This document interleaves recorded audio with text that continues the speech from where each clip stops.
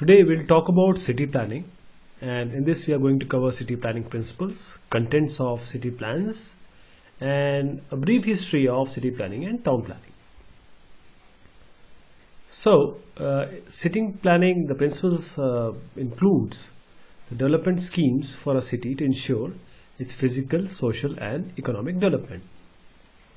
And city planning is basically, it deals with the master plan of a city.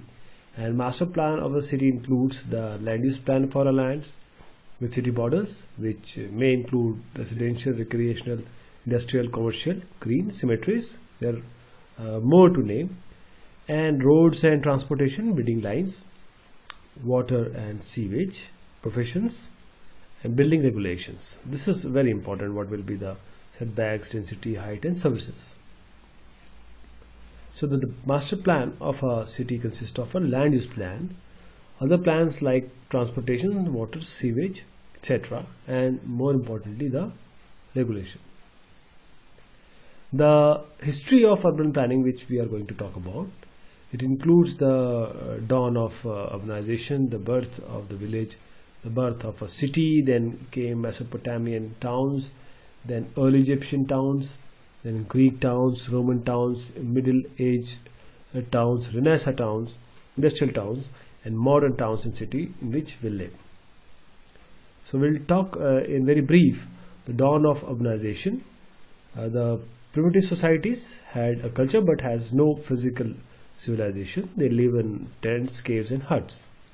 And the birth of the village, the tribes started to gather for protection from the natural being and compose villages and built on sites where there is a natural defensive measures.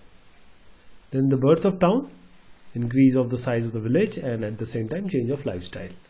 Emergences of new professions like trade, investment, religious, and had a central religious and political center. So used to be surrounded by a fence, and its planning integrated with the requirements of war. War was there, so this also plays an important role. Then Mesopotamian towns, if you can view here, some planning and some order can be seen. So 5000 BC, great towns of Ur, integrated with the rivers, houses of mud, Ziggurats temple, and Hammurabi Babel issued building regulations and penalties. Then came Egyptian towns. They had a social structure, they have a central area, and they have roads.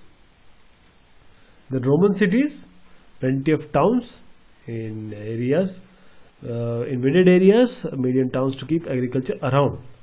Then division of agricultural land into rectangular parcels. Grid pattern followed, and city was divided into neighborhoods and quarters. So the two major and central intersected roads were Caudo and Decumanus. Then came medieval cities, followed a feudalism structure system, the importance of cathedral besides the castle and palace, and fences around the city, another fence for the castle. Renaissance city, shrinkage of feudalism system and authority of commerce and industry. See, commerce and industry has come up, and artistic features in the city, and public spaces of Pisa and Square. Then came industrial city, industrial towns close to factories, factories like schools, shops, and active movements for the country to towns. And most important, the railways. A railway and railway station played a role in the planning of towns. And in the last, the modern cities, as a reaction to industrial towns, there were many theories for modern and future cities, started from the end of the 19th century until the time being. So thank you so much. Take care of yourself.